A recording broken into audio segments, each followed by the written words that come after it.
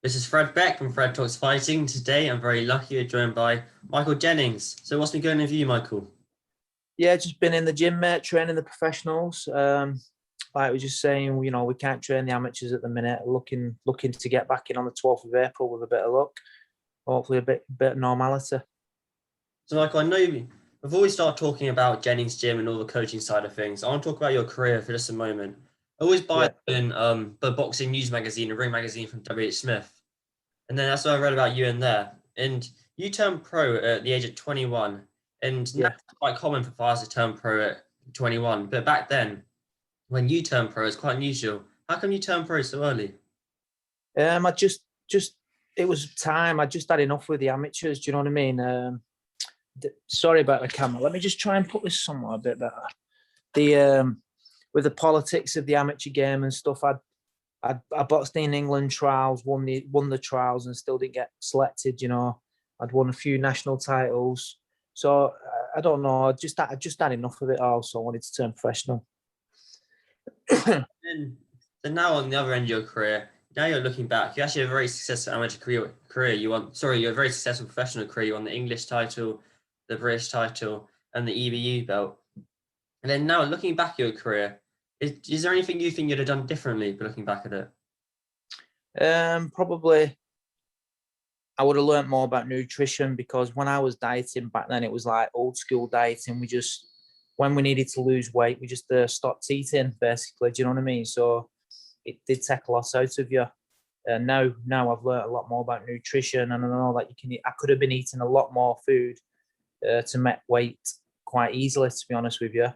I just think it would have made me a little bit stronger and stuff like that. But I mean, it is, as far as the training's concerned, I always trained very hard. I was disciplined in what I did. So yeah, if it was anything, it would be my diet. Because nowadays most fighters have nutritionists. Did you know of a nutritionist then? No, I think it all just started kicking in round about the time I was boxing. Well, coming to the end stages of my boxing. Ricky Hatton, I think he was one of the first ones with Kerry Cares, because it was pretty common knowledge that Ricky used to blow up in between fights. He used to put a lot of weight on, so he had to obviously diet hard. And Kerry Cares, who was his nutritionalist back then, he owned a company called CNP Protein. Kerry's very, very knowledgeable on nutrition. He's got a wealth of knowledge. He just started bringing it all in. But nowadays, like you said, I think most professional boxers, they have their own nutritionalist, and it's a big, massive factor in the boxing, I think. Yeah, it certainly is. You always hear loads of boxers talking about what they can eat and what they can't eat. And then Yeah. you were in the ring of both Miguel Cotto and Kell Brook, and both those fighters, and by then they were both in their prime. And you remember you saying that you learned a lot from both those fights. So what did you Yeah. learn from both of them? What did I learn from him? Yeah. Well, I mean, them sort of fighters, they're top level fighters, and and what you realise with top level fighters is like how good the timing and their accuracy is. Hang on, it's really dark. Just one sec, mate. I can hardly see you. I don't know if it's my phone or what. No, you're fine. You're fine on my camera. It's all right. Yeah, sound. Yeah, it was just the timing and their accuracy. It was second to none, especially Cotto. I remember in the first round, the first jab that I threw, he just made me miss by like an inch, and then boom, come back with his own jab, proper stiff, solid jab, one on the end of the nose, made your eyes water. And it's just timing was exceptional. And Kell Brook, he had good timing as well. Cotto, I thought, was a bigger puncher, but they both had great timing and accuracy. And then those two fighters, because since you're a mutual opponent between both those two fighters, they're both welterweight fighters then. Who do you think would have won between both of them in their prime? Cotto. In Cotto. Yeah, definitely. Do you think Cotto? Pardon? Why do you think Cotto? I think he was just more rounded fighter. The way he picked his shots, the shots that he threw.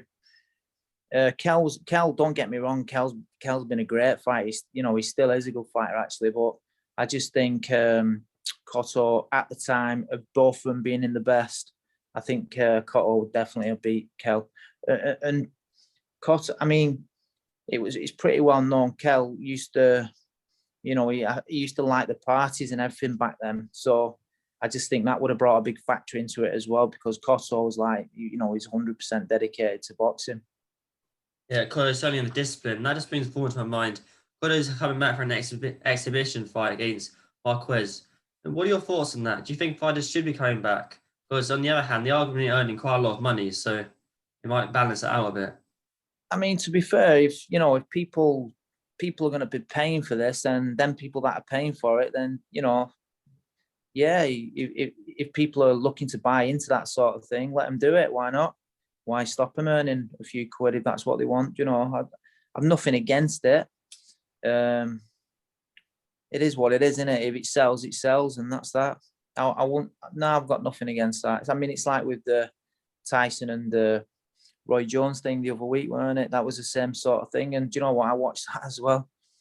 It is entertaining. It's not like proper 100% boxing, but it was entertaining. Yeah, I enjoyed it anyway. Yeah, as long as you're watching it, and as long as people are watching, then it's all good for the fighters. And then Yeah. on to the coaching side of things, you got quite a good stable of fighters because you were training coaches at the start. Now you're kind of more focused on the pros. And since you're a fighter, you're a very good fighter. How did you find the transition from being a fighter to a coach? I found it pretty easy, to be fair, because in my old gym at Colliers, where I used to train when I was professional, we all helped each other anyway with the lads. You know, so Brian would get us, like, if I was sparring someone who weren't quite as good as me, obviously I wouldn't go in there to try and smash them up. Brian would get us to help them out, you know, by picking the mistakes of what he was doing and making us correct them. Obviously, it's not the same buzz as what you get from winning a fight as when you're actually fighting yourself, but it's as good as, you know, it's up there. And my goal as a coach, I want to train a world champion. I want to get one of the lads, you know, up there, so they're good enough to be a world champion. That's all coaches' goal, to always have many world champions they can get, or even having a British champion, European champion, you know, Jim, is still a major achievement. And you train quite a few fighters, which are kind of the same age and weight between Jack Cullen, Mark Heffron, Scott Fitzgerald, Mark Jeffrey. Yeah. How do you make sure the sparring and all the sparring, doesn't get out of hand? To be honest with you, I don't like the lads sparring each other because, like you just said there, sometimes it does get out of hand. We do a lot of technique sparring with the lads in the gym, but luckily enough, because we've got a good stable of lads, similar sort of weight, we get a lot of lads travel to us as well for sparring. So it is good. I mean, don't get me wrong. If we did need sparring and we were stuck, then I would get the lads sparring together. But if possible, we try and get sparring from elsewhere. So it must have been a bit, since you got them kind of all the same age and weight, it must have been a bit easier in the pandemic, where we can't really be getting fighters over in the gym because of COVID. Was that a bit easier having all the fighters the same weight? Yeah, I mean, like you said, it's always that little bit easier having them lads in the gym. You know, even without the pandemic, it met when we're doing technique sessions, we can pair two lads up. You know, and obviously with them being similar sort of weight, it works. It works really well. We've got a southpaw in the gym as well. You know, so we've got quite a few different styles. Yeah, so good mix and match. I don't want to take too much of your time up, so I got one more question. I also read that you love being a drummer for music. Looking back, what do you think you're better at, being a drummer or a boxer? I would say boxing, to be fair. Yeah, boxing. Do you still keep up with the drumming then? Do you still do it? No, I wish that I could. I don't get time anymore, but I do wish I could carry on with the drums. Yeah, it all sounds good. All right, thank you so much for your time, Michael. I really appreciate it. Oh, yeah, sound pal. Sorry about the video, and I'm having to hold the camera up here and everything. Oh no, it's all right. And where can the people find you on social media at? Mike Jennings 1 on Instagram, and I think it's Mike Jennings 1 on Twitter as well. I think that's what it is anyway. I'll put the link in the description. All right, Michael, thank you so much for your time. Nice one, mate. See you in a bit.